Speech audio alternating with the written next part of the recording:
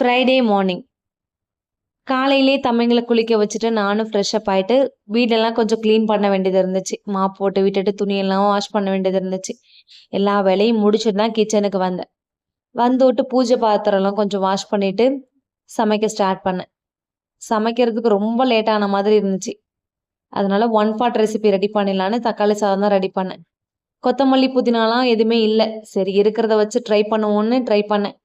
பட்டாணியும் ஊற வைக்க மறந்துட்டேன். அதனால கொஞ்சமா வெந்நீர் ஊத்தி ஊற வச்சிருந்தேன். அது லைட்டா தான் ஊறி இருந்துச்சு. அத வச்சு எப்படியோ மேனேஜ் பண்ணி சாப்பாடு ரெடி பண்ணிட்டேன்.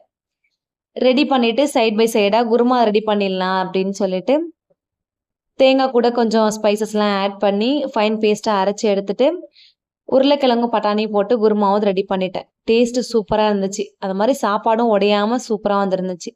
எல்லாம் ரெடி பண்ணிட்டு, சாமிக்கு விளக்கேத்திட்டு, தம்பிங்களுக்கு சாப்பாடு குடுத்துட்டேன். புடிச்சா லைக் பண்ணுங்க. நாளைக்கு ஒரு வீடியோல பார்க்கலாம். பாய்.